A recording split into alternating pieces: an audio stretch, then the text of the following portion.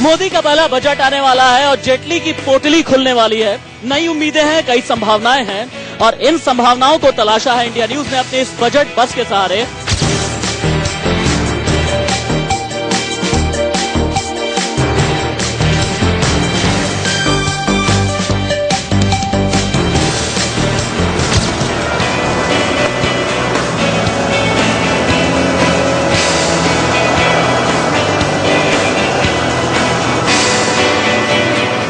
तो चलिए, India news की बजट बस चल चुकी है। किफायत, रवायत या फिर दिल खोल के यहाँ हाथ रोक करके आ होगा या वाह होगा, सभी की उम्मीदों को हम एक एक करके समझते हैं। सबसे पहले मैं नेहा और स्मृति से शुरू करना चाहूंगा। नेहा, चूंकि आप एक नौकरी पेशा हैं, एक लड़की भी हैं, एक फीमेल की हैसियत से, महिला की हैसियत से, नौकरी पेशा की हैसियत से आपको क्या लगता है टैक्स में क्या छूट मिल सकती है इस बार और क्या उम्मीद है आपकी? जी, मैं चाहूंगी, क्योंकि हम नौकरी पेशा वाले लोग हैं, हमें ट्रैवल करना होता है ऑफिसेज में। So one thing of course we want is कि हमारा टैक्स एट सोर्स कम हो जाए, जिससे हमारी डिस्पोजेबल इनकम बढ़ जाए। हमारे पास खर्चने के लिए ज्यादा पैसे होगा, ये इकोनॉमी के लिए भी अच्छा है और हमारे लिए भी। नेहा को गाड़ी भी चाहिए, किचन भी चाहिए, टैक्स में छूट भी चाहिए, बहुत कुछ चाहिए, लेकिन मोदी जी कहते हैं भैया सरकारी खजाना जो है खाली है, फिर क्या करेंगे?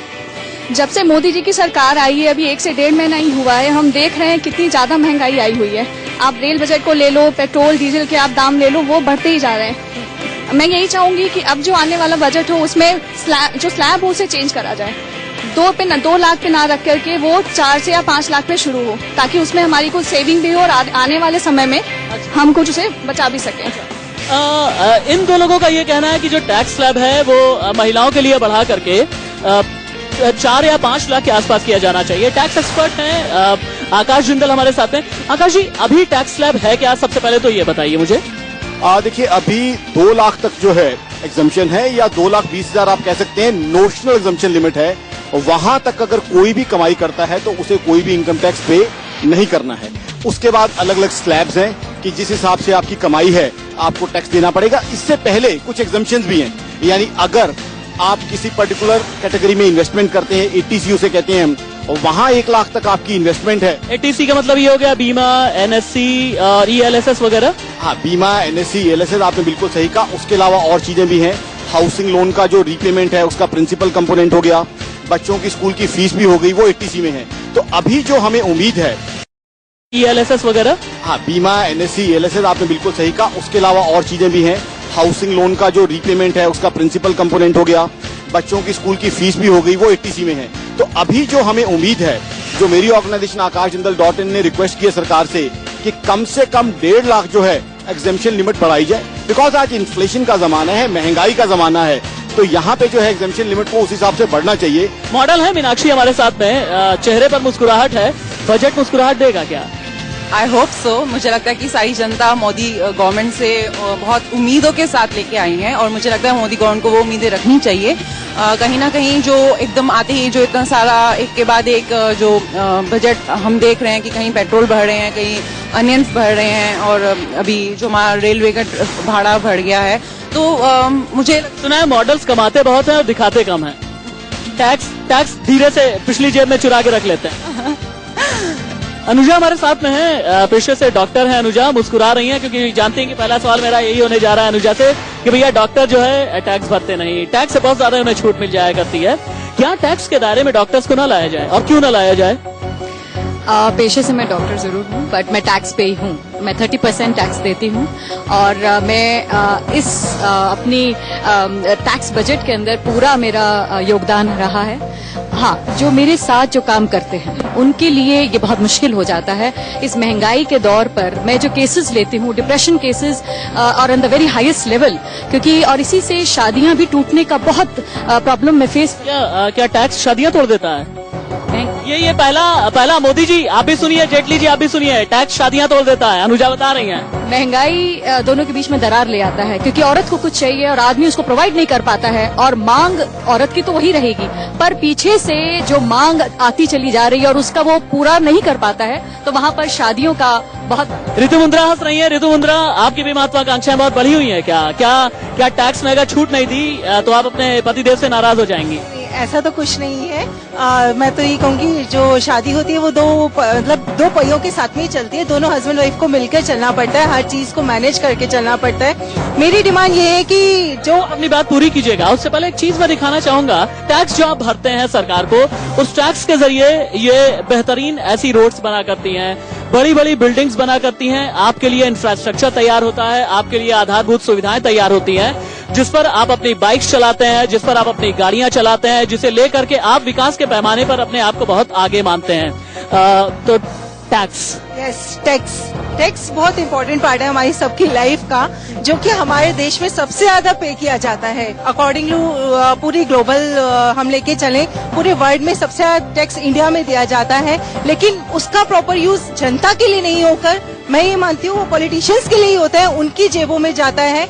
जो अच्छे दिन आने वाले थे मोदी सरकार के, मेरे को अभी वो अच्छे दिन कहीं दूर दूर तक नजर नहीं आ रहे हैं, बहुत दूर होते जा रहे हैं। चलिए, इनका मतलब यह है, इनका इशारा यह है कि बजट में बर्छियां चलेंगी। क्या वो बर्छी टैक्स की होगी या नहीं? केडिया जी हमारे साथ में हैं, बिजनेसमैन भी हैं, चार्टर्ड अकाउंटेंट भी हैं।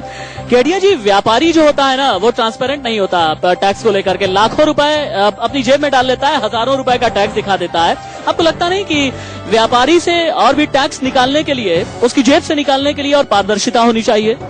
देखिए, ये प्रेजेंट इनकम टैक्स एक्ट 1961 में आया था और उसके बाद इतनी ज्यादा विसंगतियां इसके भीतर आ गई हैं और उस विसंगतियों को चलते इतना कम्प्लेक्स हो गया है कि उससे सारे लोग बचना चाहते हैं। हमारे जो ड्राइवर है ना, अभी व्यापारी, आप बड़ी बड़ी बातें कर रहे हैं, अभी व्यापारी किस तरह से टैक्स चुराते हैं और किस तरह से नहीं देते हैं, हमारे ड्राइवर साहब जो है गाड़ी के साथ बेहतर बता पाएंगे। आप चलते रहिए ड्राइवर साहब।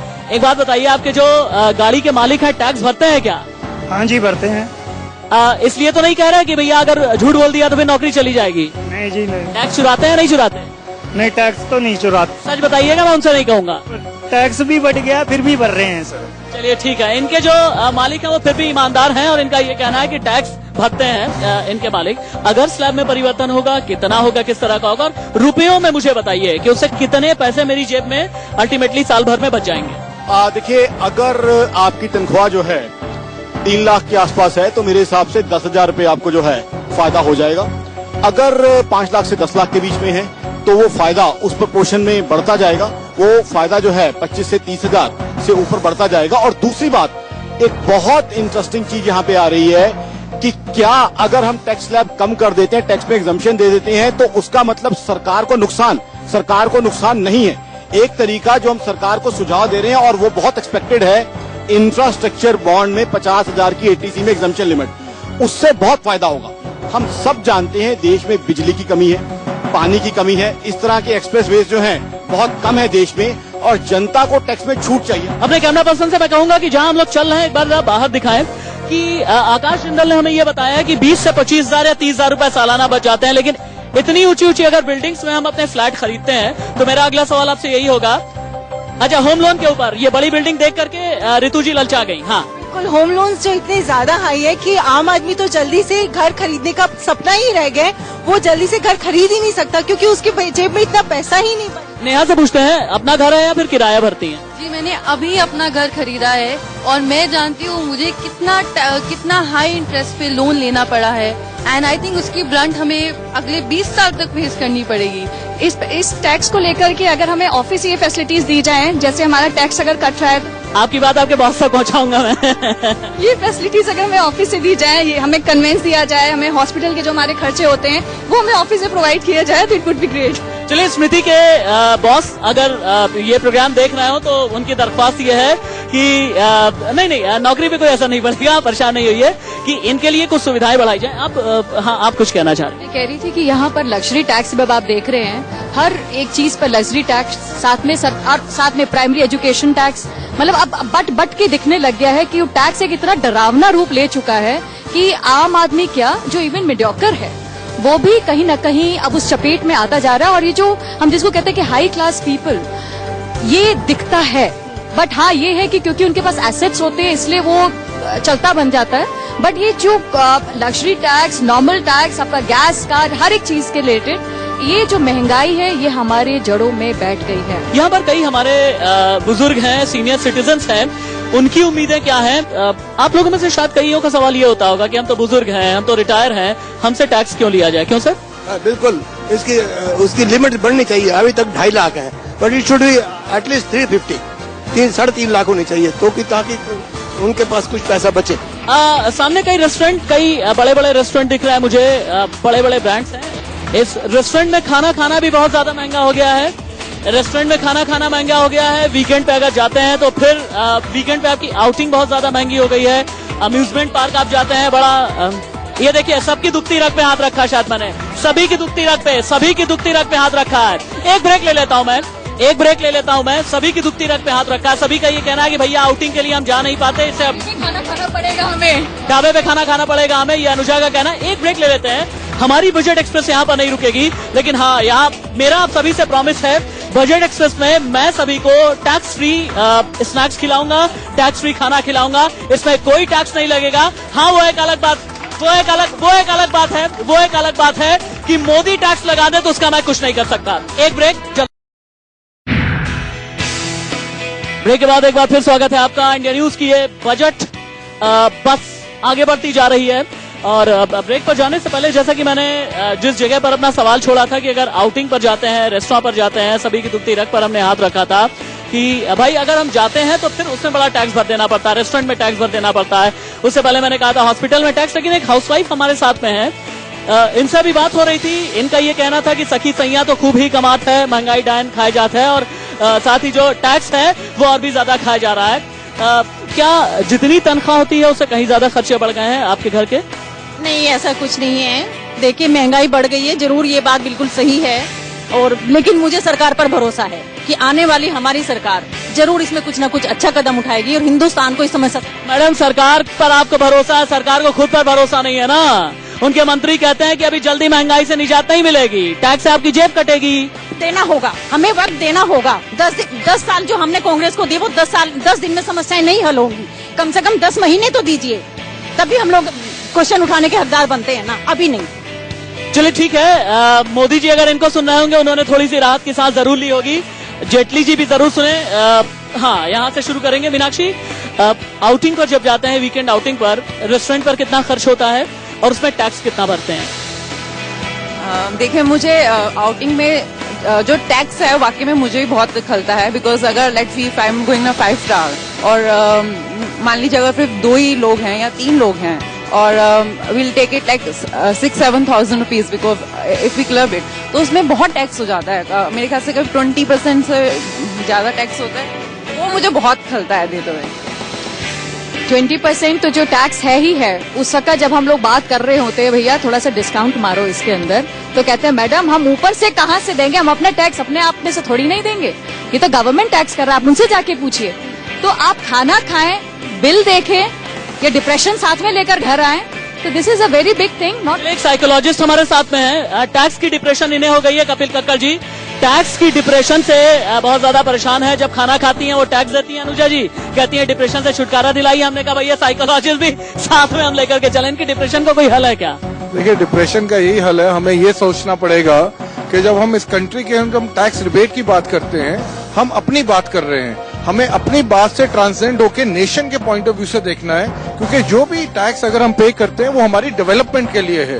तो अगर हम डेवलपमेंट पर्सपेक्टिव से देखें तो ये हमारे नेशन का need of the development perspective से आप कह रहे हैं डॉक्टर होकर के खुद ही टैक्स नहीं भरा जाता है? नहीं भरा जाता है, डॉक्टर नहीं भरते, वकील नहीं भरते। आपको बताऊं, भरना चाहिए अगर नहीं भरा जाता है। और इस देश के अंदर ये हाल है जहाँ पे लोगों को 2 वक्त की रोटी नहीं मिलती, जहाँ पे लोगों के पास बेसिक सुविधाएं नहीं है, उस पॉइंट से मेरे ख्याल से लेकिन सवाल बहुत बड़ा है आकाश जिंदल, सवाल बहुत बड़ा है। आकाश जिंदल, एक बात ये बताइए, कपिल कक्कड़ बहुत अच्छी बात कह रहे हैं, मैं एंडोर्स करता हूँ आपकी बात को, लेकिन एक बात ये बताइए, 125 करोड़ के हिंदुस्तान में 4 करोड़ लोग टैक्स भरते हैं, और उन 4 करोड़ में भी 60% ऐसे हैं जिनका ये कहना है कि भैया हम 5 लाख से ज्यादा कमाते ही नहीं। खुद चिदम्बरम ने ये माना कि 42,600 लोग, 125 करोड़ के हिंदुस्तान में 42,600 करोड़ लोग मात्र ऐसे हैं जो करोड़पति हैं, जो कि 1 करोड़ से कहीं ज्यादा की उनकी कमाई होती है। बड़ी अजीब सी बात है सर।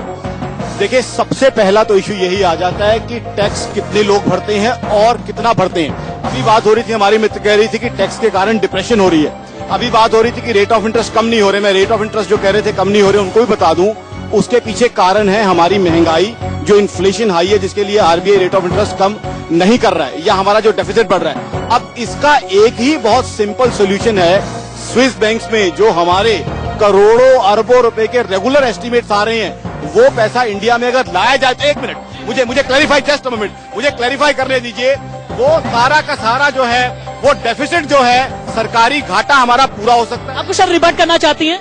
मेरे को नहीं लगता कि स्विस बैंक से कोई भी सरकार पैसा लाने में इंटरेस्टेड है। स्विस बैंक में कोई इंटरेस्ट नहीं, कोई इंटरेस्ट इनका नहीं है, गवर्नमेंट का नहीं है। गवर्नमेंट के ऊपर जब तक हम लोग प्रेशर नहीं डालेंगे, अगर हम लोग ही पेसिमिस्ट हो जाएंगे कि गवर्नमेंट पैसा नहीं ला सकती, तो सरकार वो पैसा कैसे ला पाएगी? आज इस देश की प्रॉब्लम्स का मैं एज अ मार्केट एक्सपर्ट आपको एक मिनट बी प्रैक्टिकल, ये चीज कब से हम बात कर रहे हैं इस चीज के लिए, स्विस बैंक अकाउंट के लिए, हूज अकाउंटेबल, ये चीज आपको भी मालूम है कि ये पॉलिटिकली इशू इसके अंदर बहुत ज्यादा है और कितने बंदे इसके अंदर इन्वॉल्व है। आप सिर्फ ऐसा नहीं है कि कांग्रेस इन्वॉल्व है, इसमें बीजेपी भी full. If it's a political issue, there can be solution, we shouldn't be pessimist, there is a solution possible, other countries have got the money back. Swiss bank, Congress involve है, इसमें BJP भी full. If it's a political issue, there can be solution, we shouldn't be pessimist, there is a solution possible, other countries have got the money back. Swiss bank only is not the problem only. आप सिर्फ Swiss bank figures, मैं आपको पूरी figures दे रहा हूँ, उस figure से, एक मिनट, मेरे पास पूरी फिगर्स हैं, डेफिसिट, एक मिनट, सरकारी घाटे, ये वो कैसे आएगा? कोई पॉलिटिकल लीडर्स कोई नहीं जाता, बीजेपी के भी उसमें इन्वॉल्व है, कांग्रेस भी इन्वॉल्व है, दोनों के पैसे हैं, हम लोग की डिमांड से। नेहा चूंकि मार्केटिंग फील्ड से हैं, नेहा भी शायद इस पर बेहतर कोई रोशनी डाल पाए। एक ही चीज कहना चाहती हूँ, हम एज जनता, कॉमन मैन, हम नहीं जानते स्विस मनी है, ब्लैक मनी है, जो भी है, हम रिलीफ चाहते हैं। सर बात बिल्कुल सही है, आम जनता को जीडीपी नहीं पता, आम जनता को फिस्कल कंसोलिडेशन नहीं पता, आम जनता को ब्लैक मनी नहीं पता, आम जनता भी निकाल करके दिखवाइए ना, मैं प्रत्यक्ष को प्रमाण की जरूरत नहीं होती, आप सभी अपने जेब से पैसे निकाले, पता चल जाएगा कि कितने पैसे रखते हैं आप। आम जनता को प्याज सस्ते चाहिए कि नहीं चाहिए? आम जनता को रेस्टोरेंट का खाना सस्ता चाहिए? सर टैक्स के पैसे से प्याज सस्ती होगी क्या सर? सर टैक्स के पैसे से क्या बात कर रहे हैं आप? बिल्कुल बताता हूँ, डेफिसिट जब कम हो जाएगा, सरकारी घाटा जब कम हो जाएगा, तो हमारा पेट्रोल सस्ता होगा, डीजल सस्ता होगा, और डीजल मुश्किल ये है पता है। आइए कपिल, हाँ, कहने का मतलब ये है कि आप 4 करोड़ और 40 करोड़ की बात क्यों करें? इस देश के अंदर जब बच्चा पैदा होता है, वहाँ से टैक्स देना वो शुरू करता है। अच्छा, गरीब आदमी भी टैक्स पे कर रहा है, कैसे? जो कमोडिटीज को यूज करता है वो टैक्स के साथ आती है, वो टूथपेस्ट यूज करता है, वो पेस्ट यूज करता है, वो हर चीज जो भी बंदा यूज करता है, हर एक बंदा इसे का टैक्स पे कर रहा है, हर एक के पीछे टैक्स के साथ है, तो टैक्स तो हम लोग सारे पे कर रहे हैं, बट पैसा जो है उसका जो चैनलाइजेशन है वो गलत है। ये बात ठीक है आकाश जी, हाँ आपके पास आ रहा हूँ, पहले मैम के पास में जाऊंगा। मैम ये बात अनुजा ने बड़ी अच्छी कही है, देश में 2 तरह के टैक्स होते हैं, एक होता है डायरेक्ट टैक्स, एक होता है इनडायरेक्ट टैक्स। डायरेक्ट टैक्स तो आपका पता चल जाता है, लेकिन इनडायरेक्ट टैक्स जो अनुजा कह रही है, भैया हम सुबह उठते ही टूथपेस्ट करते हैं, उस पर भी टैक्स देते हैं, हम नहाते हैं साबुन पे भी टैक्स देते हैं, घर से बाहर निकलते हैं पेट्रोल पे देते हैं, डीजल पर देते हैं, ये जो कपड़े पहने हुए हर चीज पर तो हम टैक्स देते ही देते हैं, यानी कान जो है दूसरी तरफ से घुमा करके हमारा ऐठ ही दिया जाता है। ये देखिए राशिद, अगर इन छोटी छोटी बातों के लिए सोचेंगे तो ना घर गृहस्थी चलेगी ना। आपने लग रहा भगवा दुपट्टे की वजह से आप और भी ज्यादा मोदी का समर्थन कर रही है। मेरी बात सुनिए, ऐसे तो ना घर चलेगा ना देश चलेगा, ये सब चीजें तो भूलनी पड़ेंगी, हमें बड़ी बड़ी चीजों पे ध्यान देना हो। मोदी पहले घर चलाएं या पहले देश चलाएं? देखिए मोदी साहब को पहले देश चलाना है, एफिशिएंसी लेवल जो है मोदी साहब को। अरे सर फिर से वही वाली बात, ये कहते हैं कि पहले, अरे महिलाओं से पूछिए ना, अरे मैं फंस गया, आ रहा हूँ आपके पास भी आ रहा हूँ। किराए ऑलरेडी 14.2% बढ़ चुके हैं। अरे रेल के किराए बढ़े, एलपीजी गैस बढ़ गया, डीजल महंगा, पेट्रोल महंगा। हमारे पॉलिटिशियन डेली बयानबाजी अलग करते हैं, आम आदमी का जीना हराम हो गया। उसके अंदर ये कहा जाता है जो इलेक्ट्रिसिटी 6 घंटे यूज करता है वो अमीर है, मतलब अगर गरीब आदमी है तो वो पंखा नहीं चला। देखिए देश में सबसे ज्यादा राज अगर किसी ने किया है तो वो है कांग्रेस। कांग्रेस ने कभी बाजारवादी, कांग्रेस के टकसाल से कभी बाजारवादी बजट निकला है और कभी समाजवादी बजट निकला है, लेकिन पीछे से एक बड़ी अच्छी बात आई है, मोदी पहले देश चलाएं या पहले घर चलाएं? पहले घर चलेगा तो देश चलता है। मैं भी अपना घर सबसे पहले सिक्योर करती हूँ, तो आज आप लोगों के पास बैठी हूँ। घर अगर नहीं चल सकता तो देश नहीं चल सकता, अगर मैं घर चला सकती हूँ तो मैं देश चला सकती हूँ। तो इसलिए पहले अपने घर को सिक्योर कीजिए, वो जिस घर में बैठे हैं, डिफरेंस ये है। बैलेंस करके चलना चाहिए, देश और घर दोनों को ही देखिए। देश अगर घर में, देखिए मॉडल के कैटवॉक में बैलेंस होता है, तो आपकी बातों में बैलेंस नहीं होना चाहिए। डिप्लोमेटिक मत बनिए, सीधा जवाब दीजिए। देखिए बहुत कॉमन लॉजिक है कि अगर घर मतलब देश में क्या है, घरों से तो देश बना है ना। अगर घर में ही तरक्की होगी तो देश भी तरक्की करेगा। इस वक्त टैक्स का जो स्लैब है, मैं बुजुर्गों से ही पूछना चाहूंगा सर, जो भी रिटायरमेंट के बाद आपका पेंशन है, क्या उसके बाद हिम्मत होती है कि इस मॉल के अंदर आप जाएं, जा करके कभी लंच या डिनर कर लें? नहीं, बिल्कुल नहीं हो सकती, जा ही नहीं सकते। ये किसी इतने हमारी हिम्मत कहाँ है, हम देख ही नहीं सकते जाकर के, सोच भी नहीं सकते क्या इस मॉल में जाने का कभी नहीं सोच सकते। पिछले 5 साल में नेहा स्मृति, पिछले 5 साल में जितना इनकम टैक्स बढ़ा है, सरकार ने लादा है, क्या उस रेशियो में आपकी सैलरी बढ़ी है? बिल्कुल नहीं। टैक्सेस बढ़ते जा रहे हैं, महंगाई बढ़ती जा रही है, लेकिन सैलरी उस हिसाब से नहीं बढ़ रही, अपॉर्चुनिटीज कम है, तो उस हिसाब से हमें काफी दिक्कतों का सामना करना पड़ रहा है। क्या वो डेवलपमेंट गवर्नमेंट कर रही है? टैक्सेस तो लिए जा रही है, बट क्या उसे इन्वेस्ट सही जगह किया जा रहा है? क्या हमें एज कॉमन पीपल, क्या हमें उस चीज का फायदा है? जिस हिसाब से टैक्स बढ़ रहे हैं उस हिसाब से हमारी सैलरी कहीं भी इंक्रीमेंट उसका नहीं हो रहा है। और आप देखो हर आए दिन कहीं सब्जी बढ़ रही है, कहीं सब्जी के प्राइस बढ़ रहे हैं, कहीं कुछ बढ़ रहा है, कहीं कुछ बढ़ रहा है, कुछ ना कुछ लगा ही रहता है। तो हमें हमारी जो सैलरी होती है उसमें 10 चीजें हमें सोचनी पड़ती हैं। हम कहीं इन्वेस्ट कर रहे हैं तो हमें सोचना पड़ता है कि हमारी सैलरी लिमिटेड है और सैलरी हमारी कहीं से नहीं बढ़ रही है, वो एज इट इज जैसी थी। नरेंद्र मोदी का पहला बजट है, नरेंद्र मोदी पहली बार सांसद बने, नरेंद्र मोदी पहली बार प्रधानमंत्री बने और नरेंद्र मोदी के लिए नई सरकार चलाना बहुत बड़ी चुनौती है। लेकिन सबसे बड़ा सवाल यह है कि यहाँ पर किसी ने ये कहा कि हमें इनकम टैक्स में छूट मिले, किसी ने कहा सर्विस टैक्स में छूट मिले, कोई कहता है सेस में छूट दीजिए, कोई कहता है सरचार्ज में छूट दीजिए, कोई किसानों के लिए और भी छूट मांग रहा है। लेकिन नरेंद्र मोदी के पास कितने विकल्प बचे हैं, ये बहुत बड़ा सवाल है। और सवाल उससे बड़ा यह है कि नरेंद्र मोदी के पास सरकारी खजाना कितना ज्यादा अलाउ करेगा, कितना ज्यादा उन्हें इजाजत देगा कि लोगों के लिए तोहफों की बरसात की जाए। क्या बजट में बर्छियां होंगी, आह या वाह होगा, ये देखने के लिए बस चंद घंटों का आप इंतजार कीजिए। फिलहाल बाकी खबरों के लिए बने रहिए इंडिया न्यूज के साथ। नमस्कार।